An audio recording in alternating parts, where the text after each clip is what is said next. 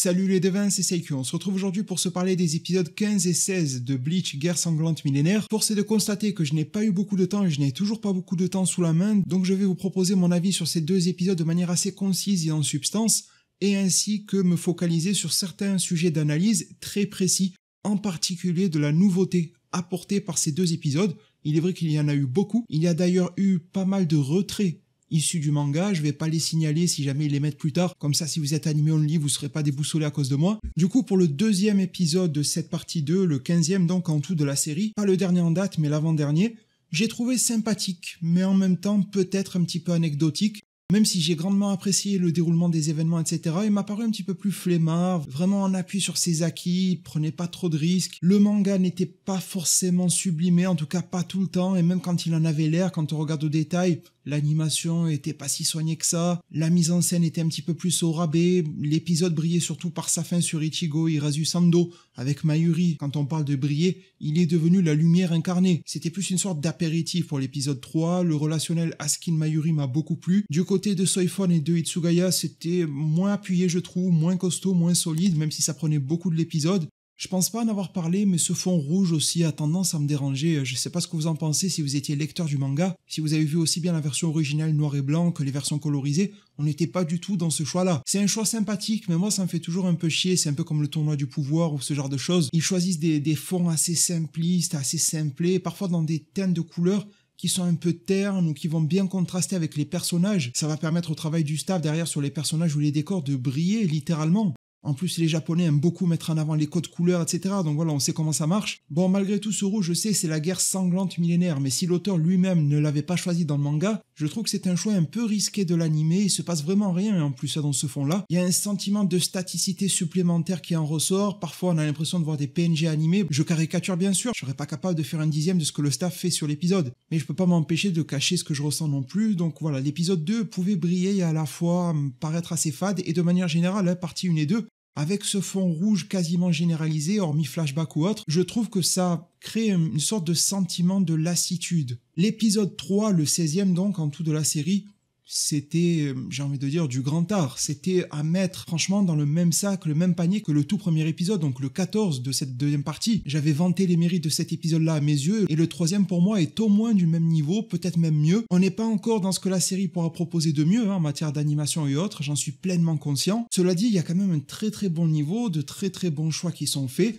Je vois beaucoup de monde se plaindre sur les choix d'animation, sur le fait que ça manque de vitesse ou autre. Alors, déjà, je veux pas avoir de préjugés, mais je pense que c'est probablement la nouvelle génération qui se plaint, parce que c'est pas aussi vif, dynamique, ça part pas dans tous les sens comme un Demon Slayer, comme un Jujutsu Kaisen, etc., qui sont dans l'ère moderne pleinement. Mais en tant que fan de la première heure de Bleach, la seule chose que je peux vous dire, et je suis loin d'être aveuglé, il y a des fois des épisodes où j'ai pesté contre l'animation, mais quand je vois l'épisode 3 par exemple, la seule chose que je peux vous dire, ce que je ressens au final, c'est qu'on reprend la recette Bleach originelle et qu'on la sublime au maximum possible en tentant d'éviter de la dénaturer. Et la dénaturer reviendrait à nous fournir des scènes type Demon Slayer. Et si vous regardez bien les scènes d'animation qui ont été acclamées l'an dernier, comme le Yamamoto face à Yohabar, c'était magnifique.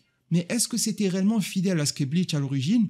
Je ne pense pas. Alors là, ça soulève plein de débats. Est-ce qu'on ne doit pas évoluer ? Est-ce qu'avec un retour tant d'années après, est-ce qu'on doit du coup rester figé dans le passé, ne pas évoluer pour ne pas dénaturer l'œuvre ? Est-ce que c'est un crime au final de s'adapter aux standards actuels ? Le débat est pleinement ouvert et au final, c'est pour ça que ça divise et que chacun aura ses goûts. Ça, je peux très bien le comprendre. Il y a aussi pas mal d'avis malsains, je les ai vus, qui ont juste pour but de rabaisser Bleach, je sais pas pourquoi. On dirait que ça appartient au grand-père de leur pire ennemi, franchement je comprends pas. Bleach revient très fort, il y a une belle qualité, c'est peut-être pas au goût de tout le monde, mais c'est très très bon.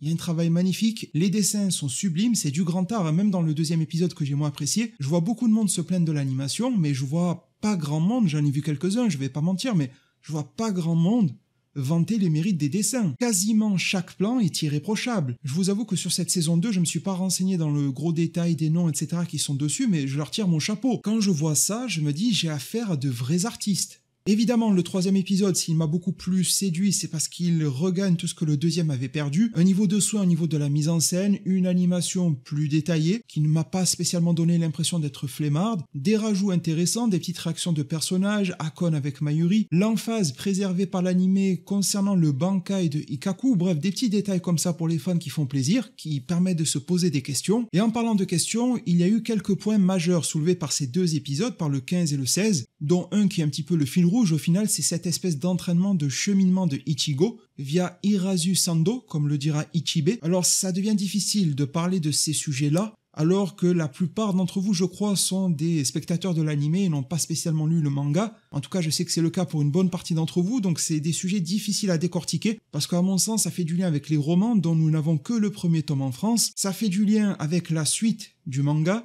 ça fait du lien avec possiblement l'arc Enfer, dont vous avez peut-être lu ou pas le one-shot. Vous allez me dire que j'ai qu'à faire une vidéo séparée, pourquoi pas, mais comme je vous ai dit au début, je manque un petit peu de temps, donc déjà je vais donner quelques pistes en tout cas d'analyse et de réflexion, si cela peut vous intéresser, vers quelle direction je me tourne vis-à-vis de ces éléments-là. Hirazu Sando, chacun a également son avis là-dessus, et c'est tant mieux, ça ouvre le débat. Mais de mon côté, de manière très personnelle, je ne pense pas que Hirazu Sando soit le nom du roi des esprits. C'est le nom du cheminement qu'est en train de traverser Ichigo. Il y a même ce discours un petit peu poétique avant de nommer Hirazu Sando de la part de Ichibe, qui nous fait comprendre que c'est ce chemin emprunté qui a l'air d'être infini, dans lequel on ne fait que marcher, et tous ceux qui ont échoué là-dedans se sont transformés en pierres. Ces pierres, on peut les voir même sur les côtés. À côté de Ichigo, ça représente à peu près tous les morts qu'il y a eu là-dedans. J'associe vraiment Hirazu Sando à ce chemin. Il me semble que quelqu'un sur Reddit, j'ai pas la source originale, mais quelqu'un s'est amusé à traduire tout ça. Hirazu en japonais, ça veut dire pas d'entrée, absence d'entrée. Sando, ça veut dire une route menant ou approchant un temple. Et Hirazu Sando, ça voudrait dire donc au total qu'il n'y a pas d'entrée à la route menant au temple. Je pense alors que ça corrobore totalement ce que je suis en train de vous dire.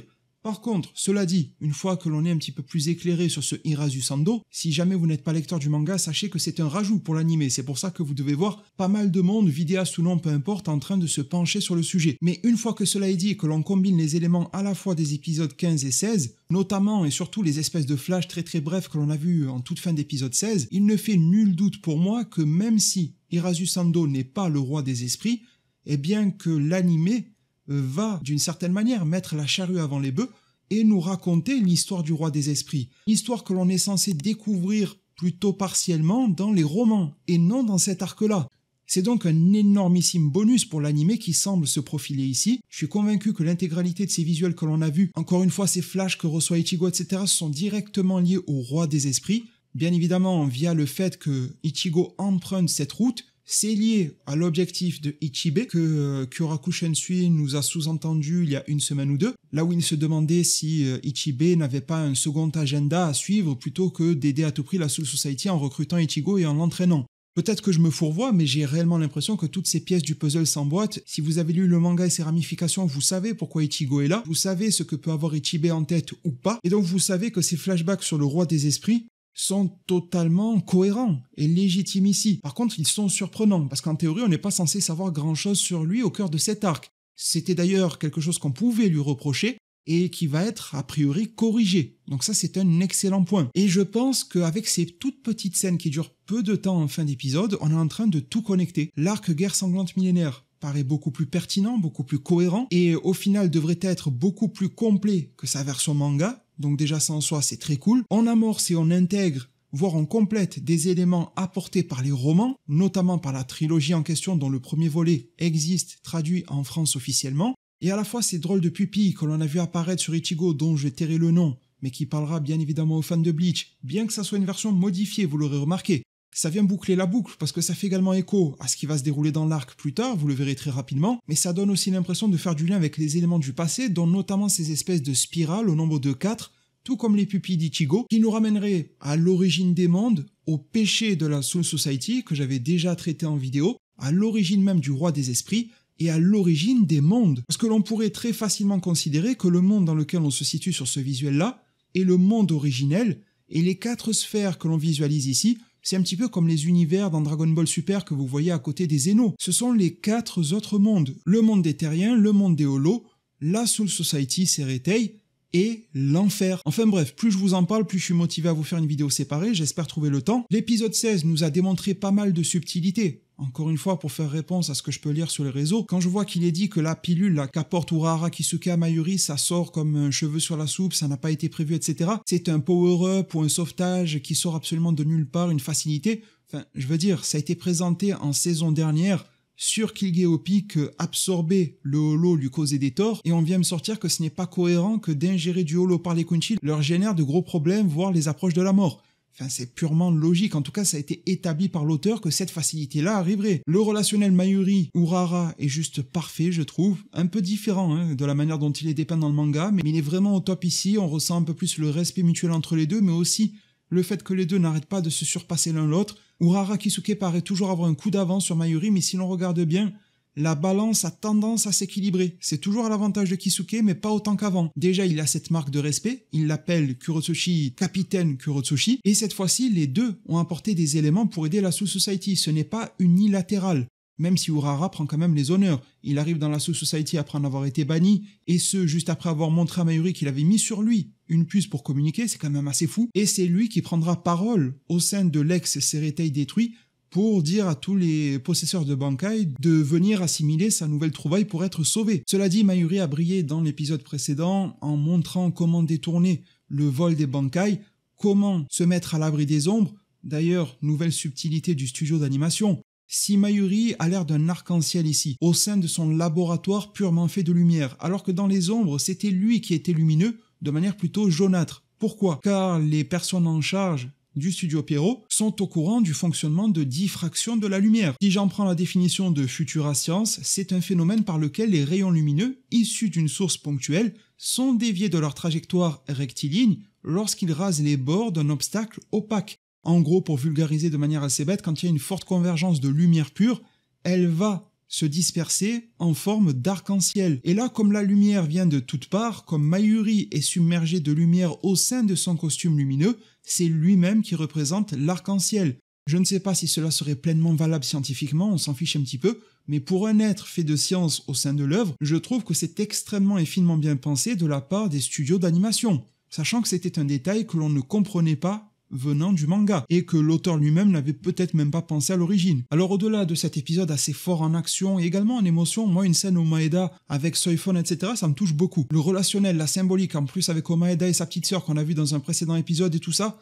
je trouve que ça fonctionne vraiment. En parlant de choses qui fonctionnent, je vous confirme, certes de manière assez déstructurée, que j'aime énormément l'opening. J'avais déjà un avis assez favorable, mais je trouve que c'est un banger absolu, c'est une réussite totale et c'est pile ce qu'il fallait faire. Aussi bien la chanson que les visuels, je trouve ça super stylé. Et si cette saison cartonne, croyez-moi que cet opening, on va s'en rappeler. En tout cas, j'en arrive au dernier fait majeur que je souhaitais soulever durant cette simili-review, à savoir le Bankai de Hirako Shinji. Ce fut bref, on est bien d'accord, mais encore une fois, ce n'était pas quelque chose qui apparaît de base. C'est un bonus, un rajout. Normalement, ça apparaît dans les romans, donc un petit peu comme le coup du roi des esprits, on peut penser que plusieurs choses, plusieurs éléments majeurs seront basculés des romans vers l'animé, ce qui est pas plus mal. Et en partant de ce principe-là, ça ne me dérange pas que l'introduction du Bankai d'Hirako Shinji était brève. Ça correspond à ses capacités, il ne peut pas l'utiliser bien longtemps et encore moins à proximité de ses collègues, sinon ils vont tous s'entretuer. C'est un Bankai plutôt spectaculaire mais aux capacités limitées. Il subit une sorte d'interdiction de facto de ne pas pouvoir l'utiliser. Il représente un danger absolu pour quiconque, il me paraît donc justifié dans ce contexte-là qu'il l'utilise que très peu de temps, ce n'est pas comme s'il faisait face à une seule et même armée sans aucun allié pendant une durée de temps indéfinie. Là non, le champ de bataille est rempli de ses alliés et il pourrait alors très vite porter préjudice à son propre camp. Je le prends aussi très bien car c'est un élément qu'il n'y avait pas dans le manga, donc que ça soit court en animé, c'est infiniment plus que ce que le manga proposait.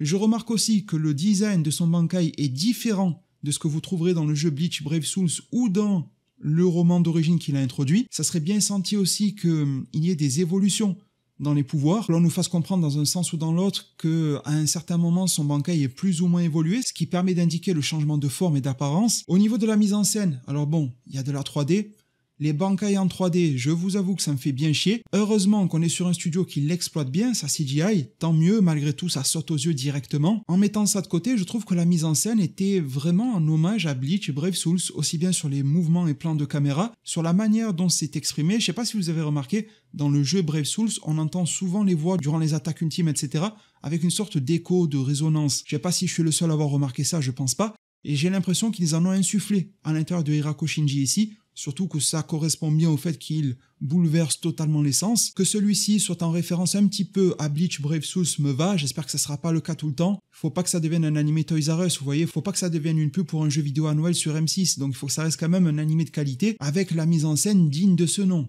Et pour une mise en scène de Bankai, c'est vrai qu'on est resté sur notre fin. Malgré tout, je le vois d'un très bon œil, au regard des arguments que je viens évidemment de citer et de détailler.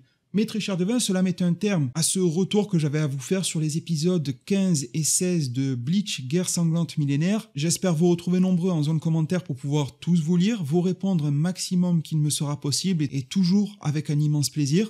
Il y a des sujets que je n'ai pas effleurés durant cette vidéo-là, n'hésitez pas à m'en faire part. On pourra en discuter un petit peu plus par écrit si besoin.